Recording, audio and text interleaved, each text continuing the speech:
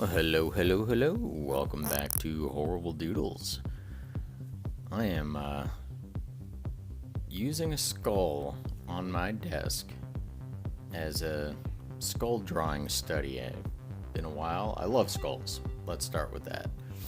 But it had been a while since I tried to draw one, so I figured I'd get a little practice in and maybe add some unique elements to it. Although I am gonna have to do this study again because it was a lot of fun, and I feel like we can get even weirder with it.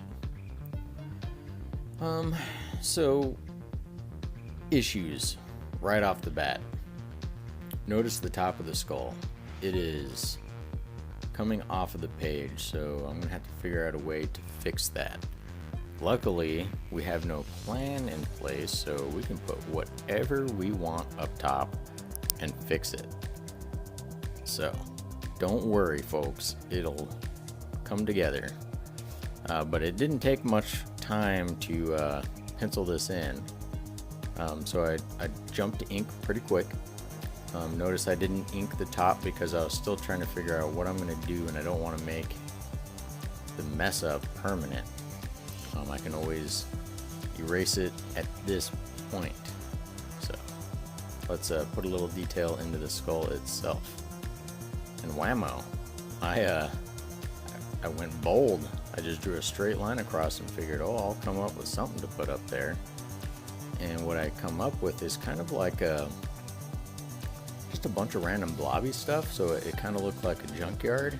And then I threw in some kind of almost like ladders or something hanging out, but it kind of looked like buildings, so it looked like just a junky city up there. But anyway, I don't know what it is, even when I get finished with the picture. So I put this skull kind of on a platform with some scaffolding, and had some junk up at the top, and thought, maybe this is kind of like a work in progress, like a construction site or something. So left it at that. Your interpretation is, of course, welcome. Leave a comment, whatever you think it is. But went with the apocalyptic background that I so like, and colored the skull in pink, which I really like. That pink and yellow go together really well. And I have a couple other pinks that I'll throw into this to get the darker areas. But first I like to start with like a light coat, and then a second coat of the same color. And with these alcohol markers, that actually does put in a darker shade there. So kind of a good first step, kind of get the feel of what you're doing there. Same goes with the gray, but I've got two grays sitting out on my table right now, so I do one, and then I go in with the darker, just add a little bit of detail, or depth I should say, and that's about it for the cityscape up top.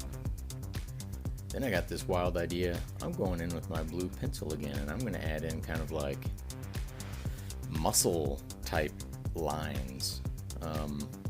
And I really liked it, so I think I end up darkening those in later on. Either way, I can't erase anything that's under the marker. I should have thought better of it, but I didn't figure, since it wasn't paint, I could just erase it. But alas, that is not the case. Get rid of your pencil lines before you marker it up. I almost stopped there. Notice the pause.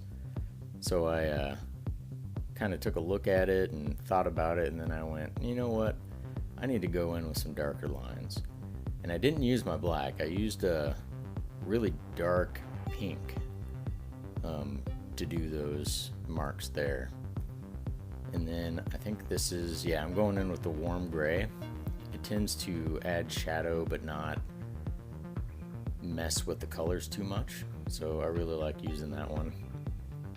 But look at it, how all this darkening really ties the whole picture together.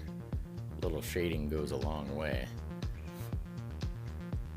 Going in with a little bit darker pink here in several areas. Just finishing it up, but yeah, here we go. I go in with like the 005 pen and just add some lines. It kind of ties the whole thing together. I like that. A couple little hanging wires here and there, and that's it, man. Check it out. I like it. Thanks for watching, guys.